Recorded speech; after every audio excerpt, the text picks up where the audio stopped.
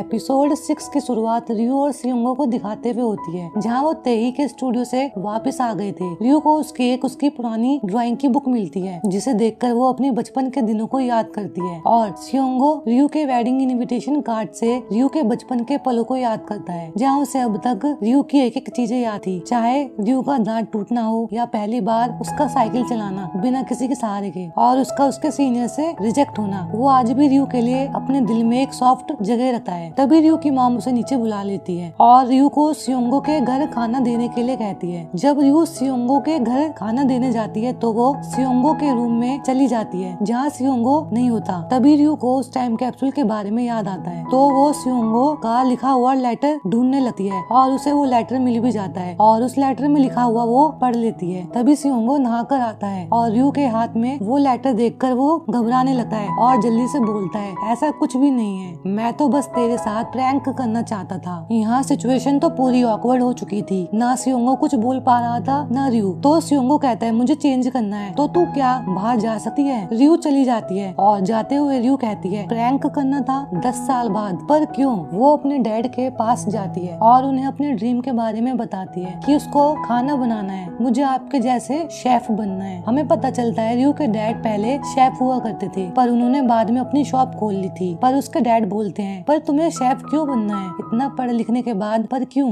रियो अभी ज्यादा कुछ नहीं बताती, वो सही समय पर बताना चाहती थी। घर आकर रियो अपना यूट्यूब चैनल देख रही होती है, जो उसने यूएसए में बनाया था। उस पर वो कुकिंग की वीडियो डालती थी, पर उसके चैनल पर बहुत कम सब्सक्राइबर थे, बिल्कुल मेरी तरह, इसलिए do subscribe and like. Well, अगले दिन से रियो कुकिंग क्लास ज्वाइन करती है। जब वो अपने घर के लिए जा रही थी तो उसे रास्ते में सियोंगो तेही मिल जाते हैं। तेही सियोंगो को चाय के लिए कहती है रियो के साथ, पर सियोंगो कहता है, हमें काम करना है, इसलिए मैं ऑफिस में जा रहा हूँ। और रियो भी मना कर देती है, उसे भी कुछ काम है कहकर। तेही सियोंगो से पूछती है, क्या वो रियो को अवॉइड कर रहा है। सियोंगो तो इस पर कुछ नहीं कहता, तो तेही कहती है, क्या वो उसका यूज कर रहा है, अगर ऐसा है तो वो यूज कर सकता है, मुझे तो बस तुम्हारे पास रहना है। रियो भी क्यूट है, पर तुम ज्यादा क्यूट हो, मुझे तुम दोनों क्यूटीज के साथ घूमना है। तो सियोंगो कहता है, तुम्हें मुझे कहना है तो कहो, पर रियो के बारे में कुछ मत कहो। तेही कहती है, लगता है तुमने रियो को कुछ इम्पोर्टेंट बात बता दी है, पर कुछ है जो तुम बताना भूल रहे हो। सियोंगो तो घबराने लगता है। तेही कहती है, इसलिए वो आज लंच पर रियो को बुलाएगी। सियोंगो घबराते हुए पूछता है, तुम क्या बताओगी, पर तेही नहीं बताती। उधर रियो अपनी कुकिंग क्लास ज्वाइनिंग के लिए मोयोम को बताती है। मोयोम तो बहुत खुश होती है ये सुनकर, तो वो कहती है, इस खुशी में हम तीनों को पार्टी करनी चाहिए रात को। एंड देन सियोंगो को कॉल करके पार्टी के बारे में बताती है, पर सियोंगो कहता है उसे कुछ काम है, इसलिए वो नहीं आ पाएगा। सियोंगो जब अपने ऑफिस से घर के लिए जा रहा था तो उसे रास्ते में दानहो मिलता है। बात करते करते सियोंगो दानहो के घर तक आ जाता है। वो देखता है दानहो का घर तो मोयोम के घर के पास है। उधर वो दानहो की बेटी योंदो से भी मिलता है। देन दानहो उसे अपने घर कॉफी के लिए इनवाइट करता है। अब उनके बीच अच्छी खासी दोस्ती हो गई थी, तो सियोंगो दानहो से अपनी ही कहानी बताकर अपने दोस्त के बारे में बताता है। वो पूछता है, मेरा एक दोस्त है जो अपनी बचपन की फ्रेंड को पसंद करता है। वो उसे लाइक तो हाई स्कूल से करता है, पर वो उसे कभी बता ही नहीं पाया, क्योंकि उसको डर था कि कहीं उसकी दोस्ती भी ना टूट जाए। वो कॉलेज तक भी साथ, पर जॉब के लिए वो लड़की बाहर चली गई और उसका वहाँ BF भी बन गया। तो मेरे दोस्त को लगा कि अब वो मूव ऑन कर चुका है, पर वो लड़की वापस आ जाती है, जिससे वो अब कंफ्यूज्ड है। तो दानहो पूछता है, क्या उस लड़की को तुम्हारे दोस्त की फीलिंग्स के बारे में पता है। तो सियोंगो मना करता है। तो दानहो कहता है, तुम्हारे दोस्त को अपनी फीलिंग्स उस लड़की को बता देनी चाहिए, कहीं देर ना हो जाए। उधर दीवार के पार से मोयोम सारी बातें सुन रही थी, तो वो कहती है, तो ये काम था इसे,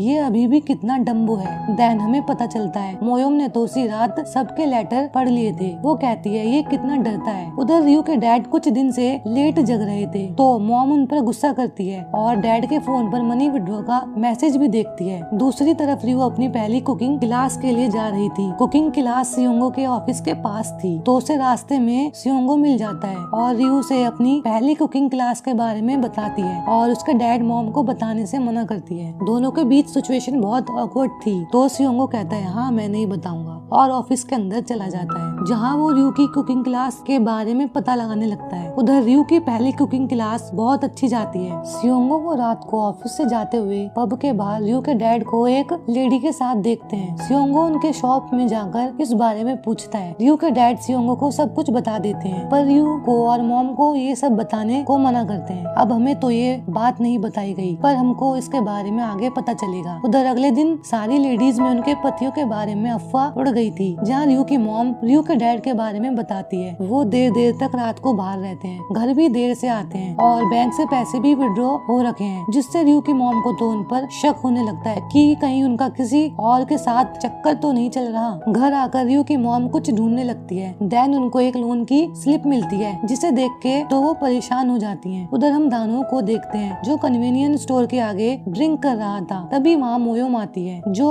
उस पर गुस्सा करती है योंदो को अकेला छोड़कर यहाँ ड्रिंक करने के लिए, पर वो बताता है योंदो कैंप के लिए गई हुई है। तो मोयोम यहाँ योंदो की मॉम के बारे में पूछती है, जहाँ दानो बताता है वो बहुत दूर जा चुकी है। तो मोयोम दोबारा कोई सवाल नहीं करती, पर वो कहती है योंदो उससे गुस्सा है, वो उसे कैसे मना सकती है। पर दानो तो पूरा टल्ली हो चुका था, उसके घर तक भी उसे मोयोम को छोड़ने जाना पड़ता है। उधर रयू के डैड जब घर आते हैं तो घर में कलेश मच जाता है। मॉम उनसे बहुत सारे सवाल करती है और गुस्सा भी, और रात रात को घर देर से आने का रीजन पूछती है। बैंक से पैसे विड्रॉ होना, बैंक से लोन, तुम्हारा मॉम पूछती है तुम्हारा किसके साथ चक्कर चल रहा है। तो यहाँ पर रयू के डैड सच रिवील करते हैं। वो बताते हैं कुछ समय पहले उनकी शॉप पर 2 ब्लॉगर आए थे जो उनकी वीडियो बना रहे थे, पर उनके खाने में बाल आ जाता है, जिसे देखने के लिए डैड जब जाते हैं तो उस ब्लॉगर की घड़ी पर गलती से सूप गिर जाता है, और वो घड़ी एक ब्रांडेड महंगी घड़ी थी। जहाँ वो ब्लॉगर्स डैड से कंपनसेशन मांगते हैं, जिसकी वजह से डैड को रात में ड्राइवर का काम करना पड़ रहा है। तो इसलिए हमने उस लेडी के साथ डैड को देखा था, जिसे वो घर छोड़ने जा रहे थे। डैड बताते हैं उनके पास वीडियो है जिससे वो उन्हें ब्लैकमेल कर रहे हैं। मॉम को तो ये सब सुनकर बहुत बुरा लगता है डैड के लिए। रयू को याद आता है उनकी शॉप के साइड वाली शॉप में कैमरा लगा हुआ है। नेक्स्ट मॉर्निंग जब रयू वो फुटेज लेने जाती है तो वो शॉप वाला बताता है अभी अभी वो फुटेज तो सियोंगो लेकर गया है। हमें कैफे का सीन दिखाया जाता है, जहाँ सियोंगो उनका बेटा बनकर आया था, जहाँ वो उन ब्लॉगर से कहता है वो घड़ी के लिए कंपनसेट करना चाहता है, पर उससे पहले वो घड़ी को देखना चाहता है। सियोंगो जब उस घड़ी को देखता है वो एक चीप कॉपी थी, क्योंकि ओरिजिनल ब्रांडेड घड़ी तो सियोंगो के पास थी। जहाँ वो प्रोजेक्टर पर उन ब्लॉगर्स के फुटेज को दिखाता है। सियोंगो कहता है उन्होंने अपनी घड़ी खुद बंद करी थी 11:45 पर वो खाना खाने गए थे 12 बजे, और फुटेज में साफ दिख रहा था एक लड़के ने अपना बाल तोड़ के रख लिया था। तभी वहाँ दानो भी आ जाता है। असल में तो दानो और सियोंगो ने उनको पकड़ने का प्लान बनाया था। असल में वो दोनों चोर थे। उनके चैनल पर 1000 सब्सक्राइबर तक नहीं थे, बिल्कुल मेरी तरह। खैर वो भोले भाले रेस्टोरेंट वालों को 100K से ज्यादा सब्स बताकर उनका ब्लॉग बनाने के बहाने उसको लूटा करते थे। तभी वो दोनों भागने लगते हैं, पर एक को दानो पकड़ लेता है, पर दूसरा सियोंगो के हाथ से बच जाता है। पर दूसरी तरफ तो उसे रयू मिलती है जो उसको मारने लगती है, पर वो चोर रयू को धक्का दे देता है, जिससे रयू गिर जाती है और उसकी नाक से खून आने लगता है। सियोंगो रयू को देखने जाता है तो वो चोर भागने लगता है, पर तभी रयू का भाई आ जाता है जो जोरदार लात मारता है और उनको पुलिस को दे देते हैं। सियोंगो रयू जाने लगते हैं तो रयू सियोंगो से कहती है मेरे डैड के साथ इतना कुछ हो रहा था, पर मुझे ही इसके बारे में नहीं पता था। तूने हमारी मदद की, उसके लिए थैंक यू। और वो कहती है तू बहुत अच्छा है यार। जिस पर सियोंगो कहता है मैं तो हमेशा से अच्छा था और तेरे डैड मेरे लिए अनजान नहीं है, इसलिए थैंक यू मत बोल। तो रयू कहती है मैं तुझे देख रही हूँ, तू मुझे अवॉइड क्यों कर रहा है, तू मेरे साथ ऑकवर्ड क्यों रह रहा है। इस पर सियोंगो कहता है हम हमेशा तो बचपन में नहीं रह सकते ना, पास्ट में जीना बंद कर। अब हम अपने 30s में हैं, तो इसलिए मेरी खिड़की पर